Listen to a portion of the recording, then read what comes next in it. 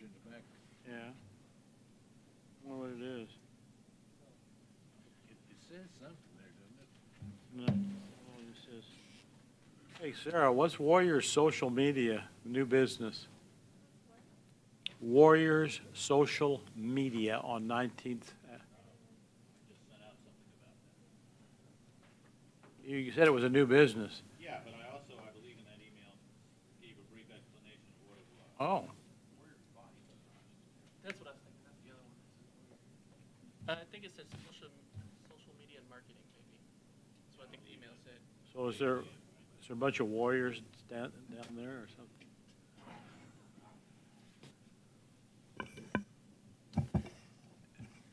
Yeah, social media and marketing. Oh. Okay, let's call this meeting to order. Notice of an open work session of the City Council of the City of North Kansas City, Missouri, March 20th, 2018.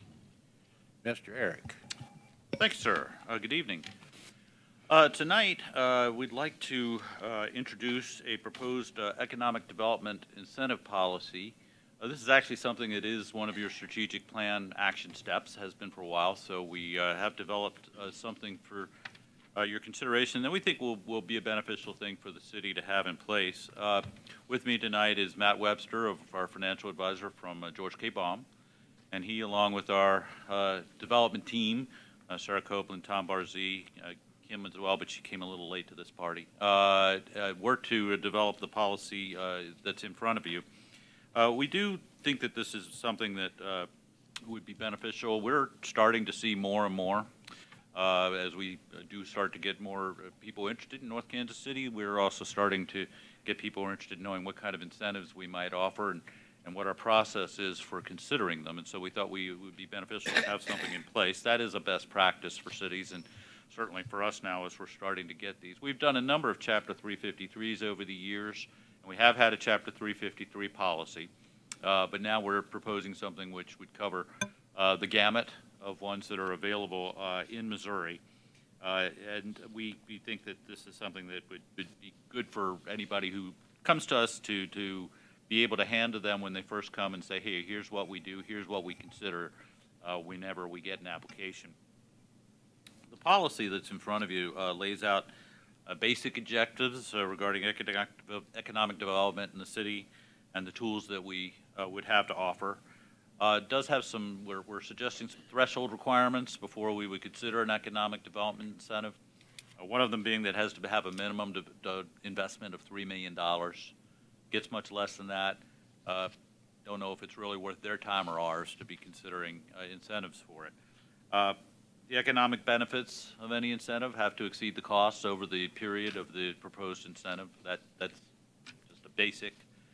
And another is that the city should not provide any direct or indirect financial support of any debt issued for a project. Sometimes you will see, and we have some here in the metro area, where cities have said if the revenues that are coming in from a new development aren't sufficient to pay the debt service in any given year, the city will make up the difference. We propose that there be a policy specifically against that. In our policy, we don't think that's a good practice. It has gotten cities in trouble. So even though it's something that is occasionally asked for by a very large company, we think we should have a policy that says that, no, this isn't something that we would usually do. Another aspect of the policy that we're suggesting is that that no incentive ought to be given but for that requested incentive. The but-for test is a kind of a standard test, particularly in tax increment financing. What it means is that any applicant has to demonstrate and prove to the satisfaction of the approving parties that but for this incentive, it won't come to the city. It's required, as I say, for certain, by statute, for certain incentives that are available according to statute, but we're suggesting that it ought to be a policy that for any incentive that we offer. One of the ones that you've started to see more recently are Chapter 100 applications. That's basically a property tax abatement tool. It can also be used to for an exemption on sales tax for construction materials. So we are starting to see more of those. One reason that we might be seeing more of those lately is that Chapter 353 does require a determination of blight. Chapter 100 doesn't.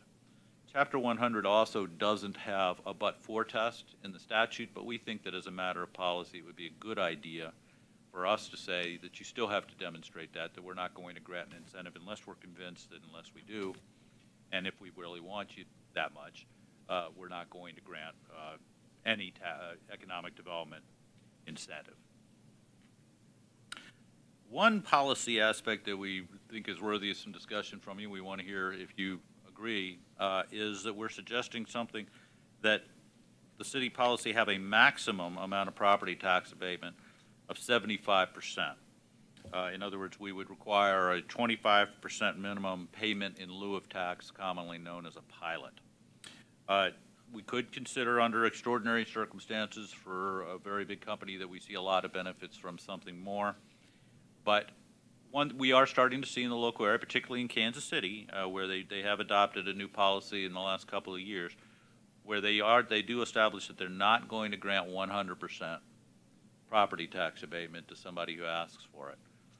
We think there are a couple of benefits to that. One, in terms of just convincing people that we still want some property tax revenue, even out of a very beneficial project. But also, when we grant property tax abatement through, for example, a Chapter 100, we are granting it not just on our behalf, but also other taxing entities.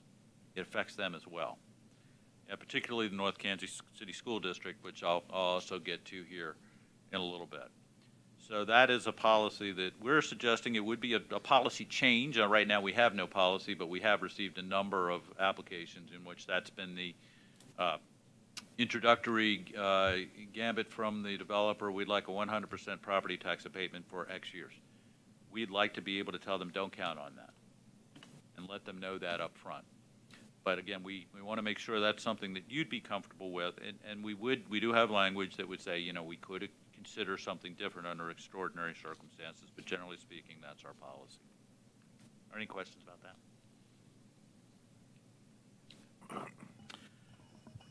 We are establishing in the proposed policy that projects won't involve more than the incentives covering 33% of the total project costs. So that's a full third. That's about what we did establish. It is what we did establish for One North as a maximum that we would consider. We think even that's quite a bit, but it could be considered for some major projects. But we would suggest that that ought to be the upper limit of the incentive that we would offer to any particular business that might want to come.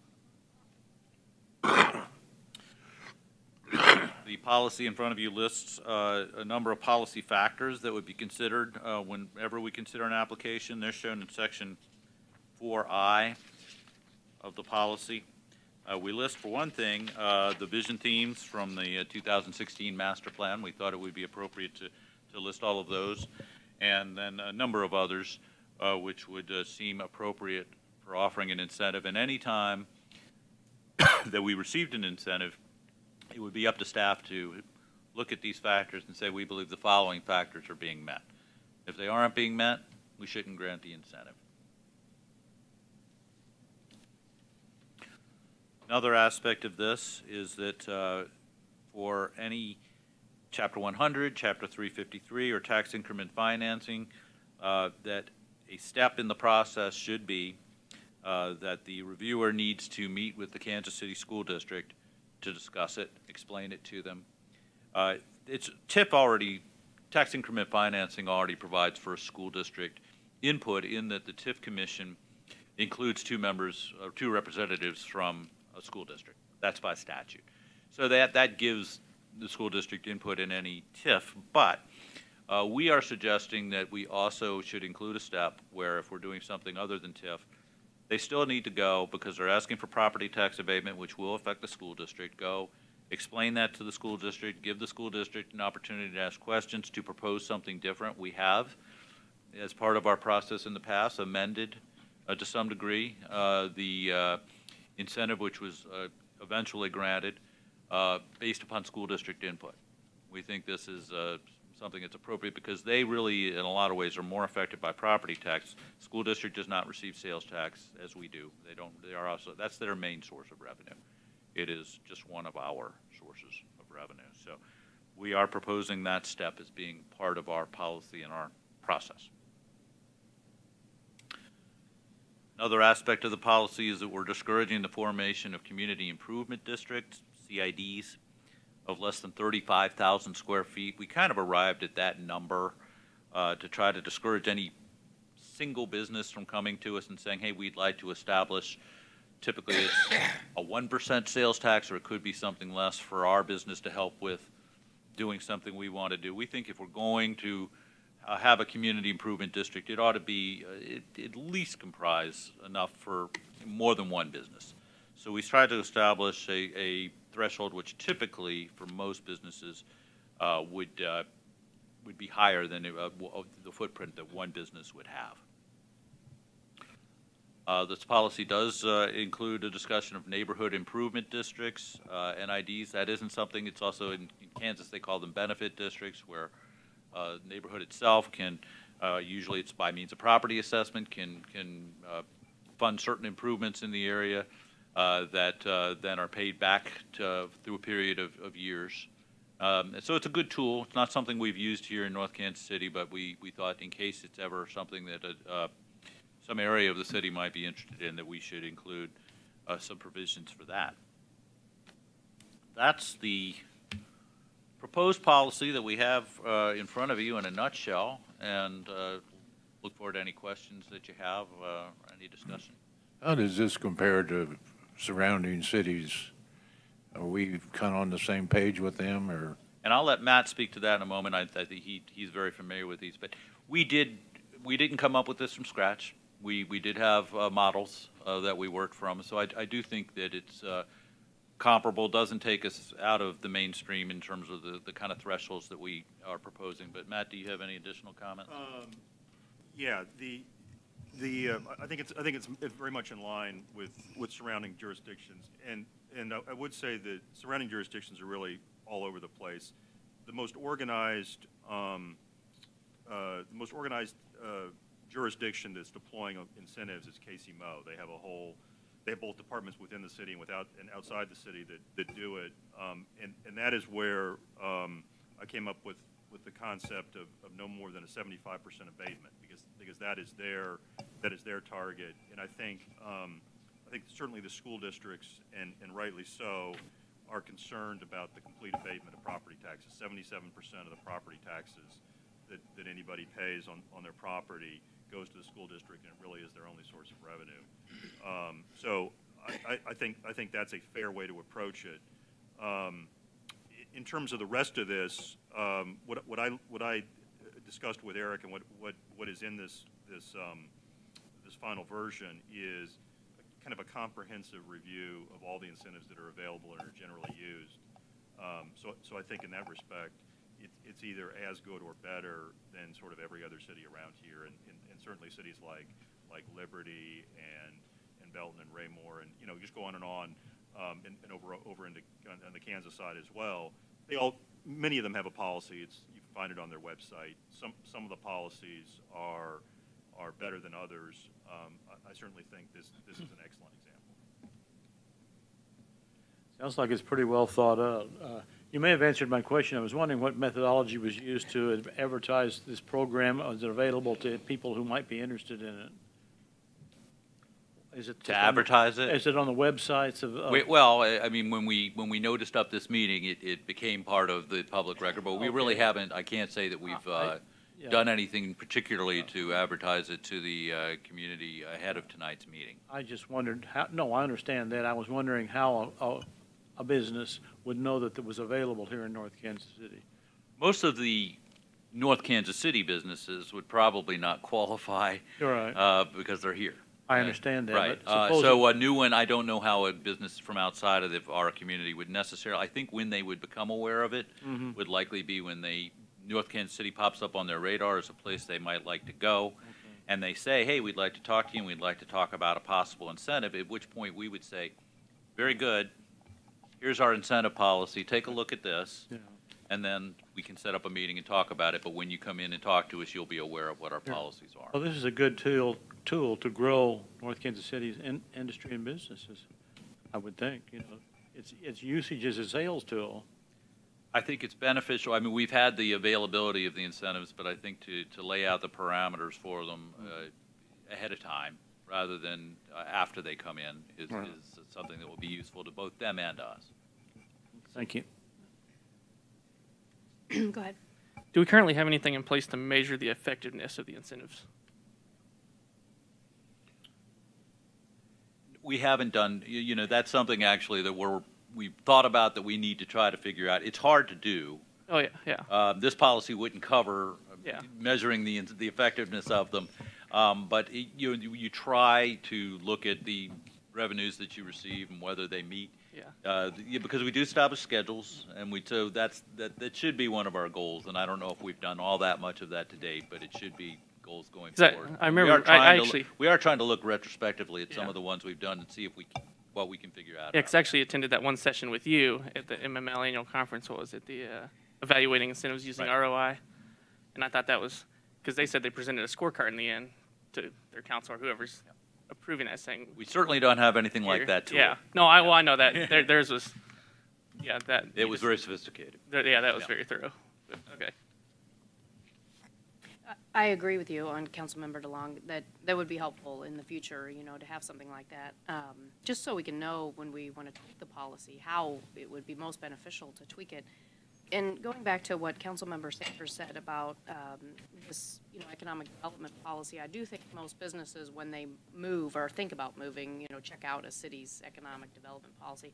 But that kind of spurred another question in me with regards to our own entrepreneurs in North Kansas City. We have, you know, an incubator, and we grow several businesses here. So I'd want us to be able to use this policy not just for maybe luring a business in from outside, but also for supporting the growth of our own businesses, and maybe especially for supporting the growth of our own businesses. And I didn't mean to imply that it wouldn't necessarily be available for a business like that. They'd have to make a substantial, probably, reinvestment. Yeah. Part of what we don't want to do is cannibalize, as they say, our own tax base. Take a business that's paying now some substantial property tax, and then give them an abatement to move somewhere else within the city. So that's one Right. thing we need to be careful of, and which Yeah. we do speak to here in the policy. Right, but if they're going to expand or double in Right. size, or they're going to, you know, I'd like to be able to use Then this it's as part of it's that. definitely something that could be considered. Okay, at least for the new part of whatever they expand. And then I just had a very specific question, but on the SIDS, you mentioned the less than 35,000 square feet, but I'm wondering, and I understand that that's used to discourage an individual business, you know, from forming a SID. Is there a way we can put parameter in there that it has to be at least X number of businesses in addition to a space requirement? Just 35,000 feet, if, with a big business, I mean, big business can take up 35,000 square feet or more. So I'm just wondering if there's a way we could put a minimum of a couple of businesses in there. I suppose we could. You might want to be careful. I mean, there might be a large business that might come in that would be over 35,000 square feet that might want to make that one of the tools that it would use. And if so, Well, the way it's then written, yeah. as I understand, at least from the summary, I didn't read the detailed writing, but the way it's written, that it discourages the formation of a SID if it's less than 35,000 square feet. But I would like to have at least one business, or at least two businesses, let's say, in the mix, to form a SID, as opposed to allowing it for one business. Can I give you a hypothetical situation? Yeah, Suppose you had a grocery store that was going to be 50,000 square feet, and as one of their economic development incentives, they wanted to have a CID which would give them a 1% sales tax that would help with their development costs. Would you want to consider that? yes. And I'm not saying that we have anything like that where they're going to bring you in tomorrow. That would be but- great, Eric, if you Now, could bring us the that. other side of this, though, is that there's the language that we do try to put in here does give us flexibility to make exceptions. Okay, okay. But if you wanted to do that, you could. But It's hard because I don't want it to be abused, but on the other hand, I want us to have the flexibility to review and approve well, please do opportunities. understand, you review and approve every one of these Any So we application could go that against comes- policy if we wanted. I mean, Well, we- you are not duty bound by any means to grant an incentive to a business that comes and asks for it. Right. Your staff and you should feel comfortable that this is something that is worth sacrificing future property tax revenue for, that the but-for test is met, that we really do need to give them this incentive to come here, as opposed to they'd come here whether we give them the incentive or not, and this is just gravy. So we should carefully consider every application and not just consider it an entitlement to a business that asks. So, But understand that we're setting a precedent if we do true. go above and beyond what's in the policy. Anytime you make an exception, you set Yeah. a precedent. Okay, thank you. I did have one more. Is there any way to link performance to the incentive? So they say they're going to create 100 jobs, and they come in and they never actually achieve this number. Is there a way to claw that back? Do we have anything that? Some places do have clawbacks. Would you like to speak to your experience with those? Yeah, I'll speak to that because we did discuss that, and that's a very good point. I guess here's the way I look at it, and I think this is shared by many practitioners. You know, the city does incentives to make the city a better place and draw residents or workers or investment that they desire. And if it doesn't happen, you know, generally the money, in all cases here, by the way, the money that was being sought just doesn't get to the applicant. In other words, they underperform, so they get paid back less. So then if you turn around and you take something away from them over and above the diminished return that they've already gotten, it almost seems punitive. It seems like you're punishing them. And so from that standpoint, in my experience, people who deal in incentives are almost universally opposed to it for that reason. They just see it as kind of an aggressive way for cities to punish them if through sometimes no fault of their own something goes bad. And I think that, you know, given sort of the context of incentives, that it would not be my recommendation to go in that direction.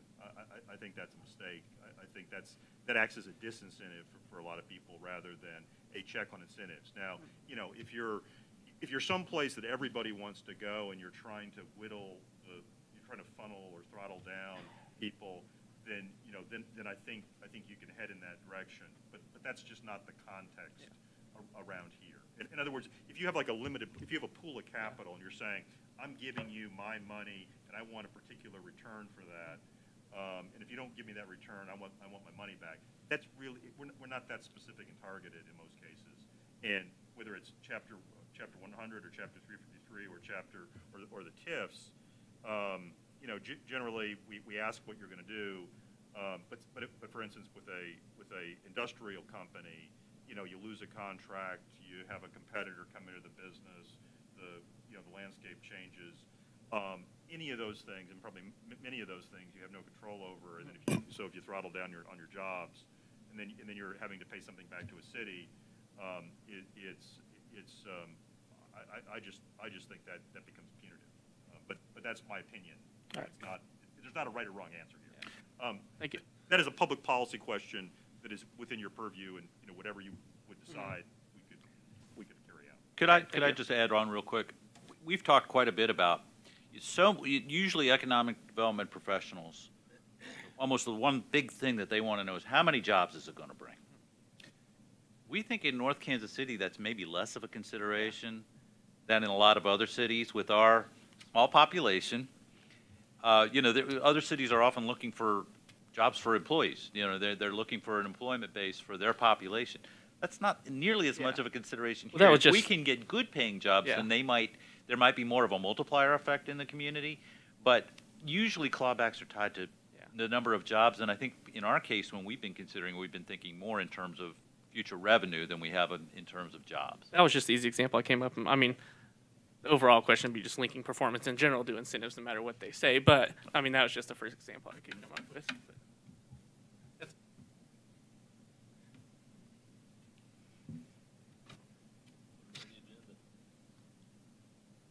But Well, our intention, whenever you're done here, would be to bring this to you probably at your next meeting for formal consideration so that we do have it in place. And then we would post it on our website, and then we'd have available to show to any future applicant that may come along. So if Bring it forward. I thought it was a very well thought out plan. All the questions, I never include that. Looks great. I think it's a great framework. So, thank you. Is there any just concern with the staff or any disagreements No, sort of behind the no, scenes? we on all it? participated in this, and we're all Pretty quite aligned comfortable. with the policy? Yeah. Do we need a motion or just? No, sir, I don't think so. We can, but my intention would be go to have, and if you don't have anything else, have this in front of you at your April 3rd meeting for formal adoption. Great. Good work.